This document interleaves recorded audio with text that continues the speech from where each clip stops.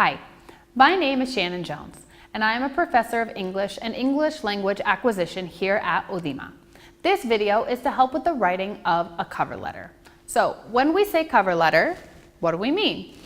We mean the email you send to a business which has posted a job opening. It is not enough to just send a quick email with your resume attached. The message you send within that email is extremely important. Okay, so let's get into exactly what you should include in a cover letter. We will go over them quickly now, and then I will go in depth about each one individually. First of all, you should introduce yourself.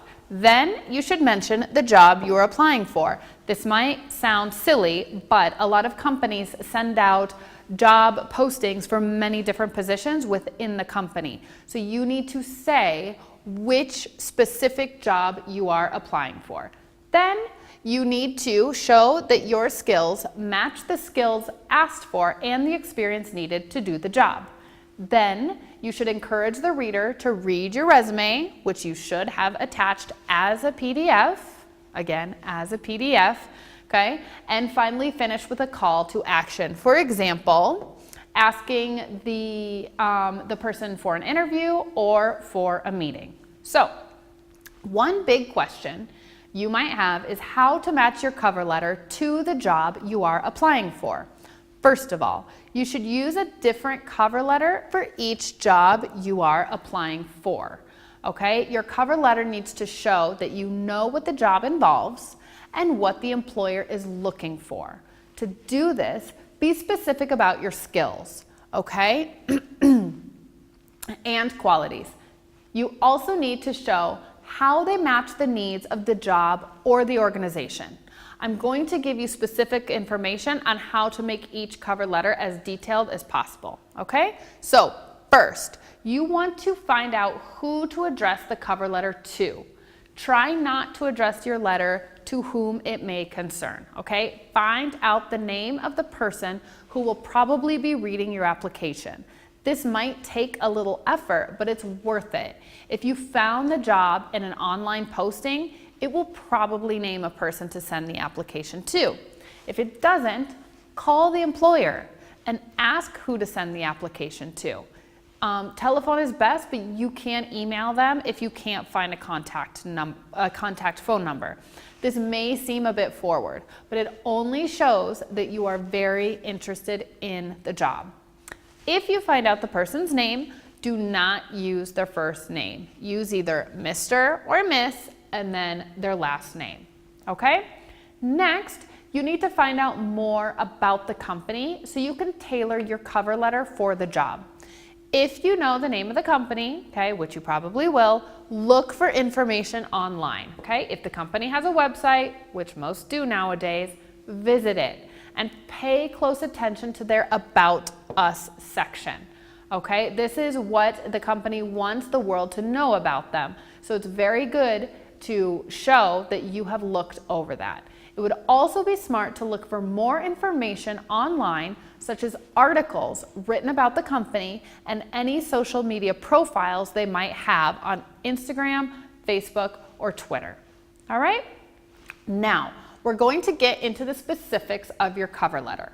One main question is, how long should a cover letter be? This might be hard to gauge if you're writing an email. So what you should do is to write your cover letter in a Word document. In that document, you can see exactly how long your cover letter would be. Now remember that a cover letter is meant to be a summary of your resume, so don't write more than one page, since your resume shouldn't be more than a page either, okay? But we will get into that more in our next video about how to write a resume. Now, we move on to what to include in your cover letter. You should include your name and contact details at the top of your cover letter. You do not have to give your address, but you should definitely include your email and phone number. All right, your email should also create a professional impression. Don't use an email address you created when you were 14 with words like Shannon loves dogs 84@yahoo.es. If you don't have a professional email address, you can make one with a free email provider. I always suggest using Google or Gmail, since it is the email provider that most professional environments use nowadays. So So make it simple. Something that includes your first name and your last name is a good way to go. All right? Under your own name and your contact details, you should include the name of the person you're writing to, as well as their position or the name of their company, as well as their contact details. If you're having trouble finding this information, again, you can call the company to ask who you should address your application to. You can also use to whom it may concern, but it is best to only use this as a last resort. All right, you should also include the name of the job you are applying for. You can do this on a line by itself at the top, for example, regarding application for English position. Or you can also do this in the opening paragraph with a sentence. For example, I am writing to apply for the recently advertised English teacher position. Okay, but always make sure that you name the job you're applying for. You also are going to include a brief summary about how your skills and experiences match the job description.